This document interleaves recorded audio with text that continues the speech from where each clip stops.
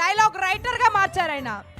So ఈ బ్రహ్మాస్త్రానికి ఒకసారి గట్టిగా చప్పలతో వెల్కమ్ చెప్తాం.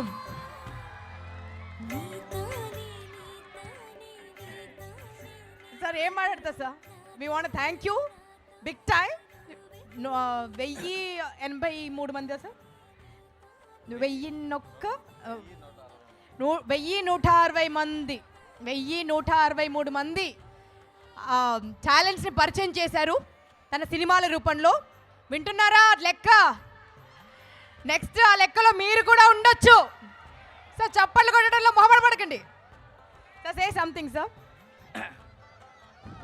నేను చాలామందిని ఇంట్రడ్యూస్ చేశాను, కానీ నాకంటే మీ ఊరే గొప్పది.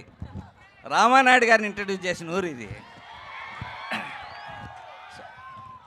నేను సురేష్ ప్రొడక్షన్స్ వెనకాల ఒక చిన్న అవుట్ హౌస్ ఉంటే ఆ అవుట్ హౌస్లో ఉండేవాడిని చిన్నప్పటి నుంచి.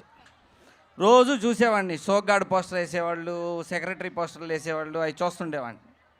అలా అవి చూస్తా పెరిగా. నేను చాలామందిని రకరకాలను ఇంట్రడ్యూస్ చేశాను. అభిరామ్నే నేను ఎందుకు ఇంట్రడ్యూస్ చేయాలి? నాకు చాలామంది దొరుకుతారు కదా, అభిరామ్నే ఎందుకు చేయాలి? ఎందుకంటే వాళ్ళ సొంత కంపెనీ ఉంది, వాళ్ళు ఎవరినైనా వాళ్ళే సొంతంగా తీసుకోవచ్చు, ఏమైనా చేయొచ్చు.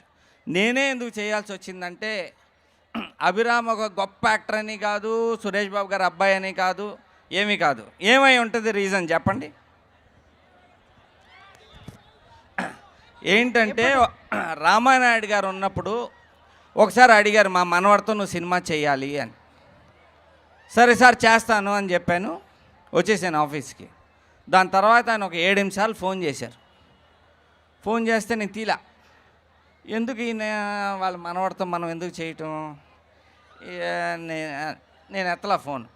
7 నిమిషాలు చేశారు. దాని తర్వాత వాళ్ళ మేనేజర్ రాజా అని ఒక ఆయన ఉండేవాడు, ఆయన చేశాడు, ఆయన ఎత్తలా. కొన్ని రోజులు అయిపోయింది. ఒక 4 రోజుల తర్వాత మళ్ళీ ఆయన చేశారు. ఇంకా నేను మర్చిపోయాను, అయిపోయింది. తర్వాత కొన్ని రోజులకి ఆయన పాస్ అయిపోయారు. అక్కడి నుంచి నాకు గిల్ట్ స్టార్ట్ అయిపోయింది. అరే ఇంత పెద్ద మనిషి మనకు ఫోన్ చేశారే, ఎత్తలేదే, ఇది చాలా తప్పు కదా. మామూలుగా నేను మాటిస్తే తప్పను, చాలా పెద్ద తప్పు చేశాను నేను. ఎలా అని చెప్పి అప్పుడు అభితో చేద్దాం సినిమా అని చెప్పి కథ రెడీ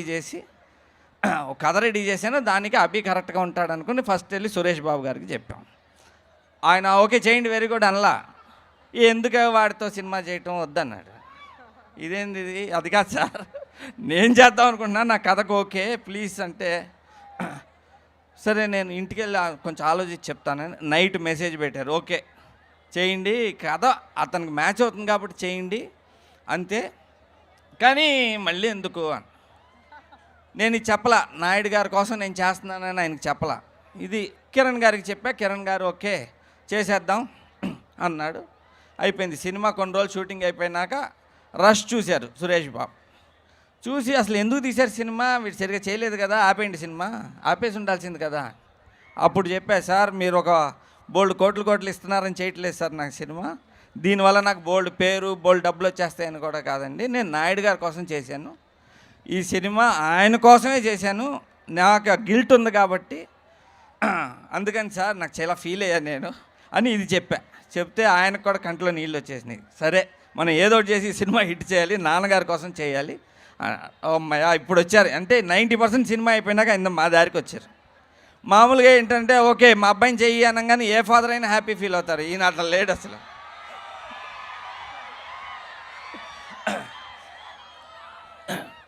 అంతకుముందు నేను రాణా గారితో సినిమా చేశా, నేనే రాజు నేనే మంత్రి. లెక్కేసి కొడితే 5 ఏళ్లలో సీఎం కుర్చీ ఎక్కడుండాలి, అలా చేసాం. కర్ణం బలరాం గారికి నమస్తే, కర్ణం వెంకటేష్ గారికి నమస్తే, శ్యామ్ ప్రసాద్ రెడ్డి గారికి, మా సినిమా స్టార్ట్ చేసింది ఆయనే, ఆయనకి థ్యాంక్ యూ. నేను ఇక్కడ ఈ ఇక్కడ ఉన్న మా యాక్టర్లు చాలామంది వచ్చారు, వీళ్ళందరూ చాలా ఫస్ట్ టైం, ఎవరికి పెద్ద బ్యాక్గ్రౌండ్ ఏమీ లేదు. వాళ్ళని పిలిచేస్తాను సార్, మీరు తెచ్చారు కాబట్టి. స్కూల్ టీచర్ రైటర్గా మారారని చెప్పాను కదండి, వారు అనిల్ గారు ఎక్కడున్నా రావాలి స్టేజ్ పైకి. అండ్ నేను మామూలుగా బ్యాక్గ్రౌండ్ అవన్నీ చూడను, నేను మేము జయం సినిమా స్టార్ట్ అవడానికి ముందు ఒక ఇన్సిడెంట్ చెప్తాం మీకు, ఎలా కొత్త యాక్టర్లను ఎలా తీసుకుంటానని.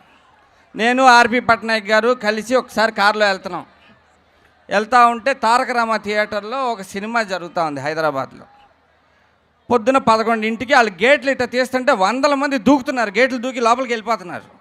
ఏంటి అసలు ఎందుకు ఇంతమంది దూకుతున్నారని చూస్తే ఎవరు లేరు, కామేశ్వరి అని ఉంది, షకీలా హీరోయిన్.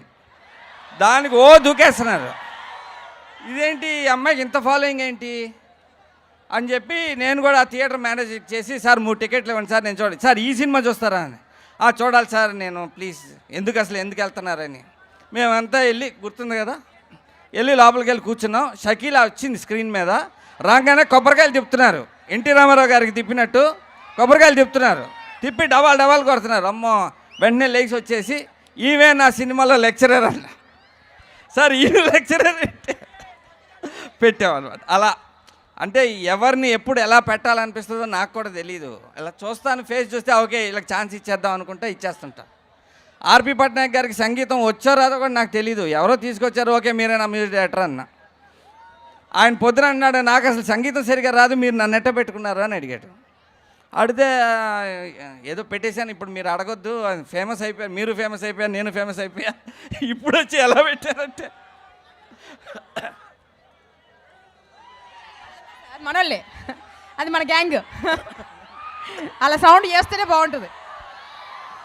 ఇప్పుడు ఏంటంటే నెక్స్ట్ మళ్ళీ రానా గారితో సినిమా చేయబోతున్నా.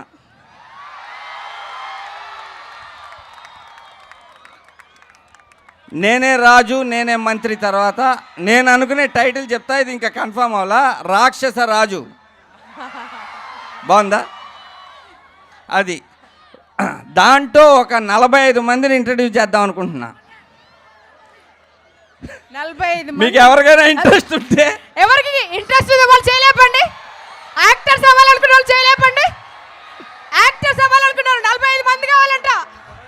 హలో, ఎవరికి ఉంది యాక్టర్ అవ్వాలని? Sir audition done. మీరందరూ నన్ను ఇన్స్టాలో ఫాలో అవ్వండి, దాంట్లో నేను డీటెయిల్స్ పెడతా, మీరు అప్లై చేయండి. నాకు చీరాల నుంచి రామానాయుడు గారి ఊరు నుంచి కనీసం 10 మంది కావాలి. అదే చీరాల నుంచి 10 మంది కావాలంట, కారంచేడు నుంచి. ఇప్పుడు ఇంకా మా హీరోయిన్ కూడా పరిచయం చేసేస్తాను. అభిరామ్ దగ్గుపాటి అండ్ గీతి. మీకు ఇప్పుడు స్టేజ్ మీద కొన్ని నిజాలు చెప్పాలనుకుంటున్నా.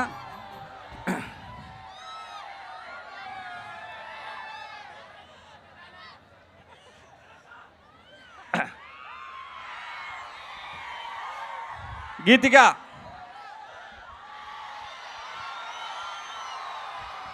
అమ్మో గీతికాకి ఎక్కువ ఫాలోయింగ్ ఉంది.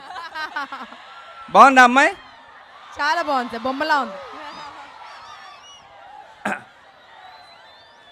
ఇప్పుడు ఏంటంటే వీళ్ళిద్దరు ఇక్కడ నవ్వుతా హ్యాపీగా ఉన్నారు, కానీ నాతో యాక్టింగ్ చేయటం మీరు అందరూ చేతులు ఎత్తారు, వెరీ గుడ్. కానీ వాళ్ళిద్దరిని అడిగితే యాక్టింగ్ అప్పుడు ఎలా ఉంది అని అంటే ఒక 2 లీటర్ల కన్నీళ్ళు గారుస్తారు. అంత కష్టపెట్టి అంత టార్చర్ పెట్టా. మీరు ట్రైలర్లో చూస్తే కనిపిస్తూ ఉంటుంది, దీంట్లో సగం ఉన్నారు వాళ్ళు. షూటింగ్ అవ్వగానే మళ్ళీ ఒరిజినల్ సైజుకి వచ్చారు, నా దెబ్బకి సగం అయిపోయారు. అది ఇంకా కూడా మీరు నా సినిమాలో యాక్ట్ చేద్దాం అనుకుంటే మళ్ళీ చేతులు ఎత్తండి. అయ్యా, ఎవరికి 2 చేతులు లేపండి, అయితే ఇంట్రెస్ట్ 2 చేతులు లేపండి సార్. అక్కడ యూనిఫామ్ కూడా చేయలేకపోతుంది సార్. యాక్చువల్లీ అందరూ ఇన్స్టాలో ఫాలో అవ్వండి, నేను చెప్తా. Thank you. మీ ఊరికి రావటం నేను చేసిన చాలా ఫంక్షన్లో ఇదే చాలా బెస్ట్ ఫంక్షన్. మీరు సూపర్ ఉన్నారు అసలు, చీరాల ప్రజలు ఫెంటాస్టిక్, సూపర్. Thank you. వస్తా సార్, ఉండండి సార్, అక్కడే ఉండండి సార్. మీరు తెలుగు పరిచయం చేసినటువంటి విలన్స్ని వాళ్ళని కూడా పిలుద్దాం సార్ చేయి పైకి. So can we have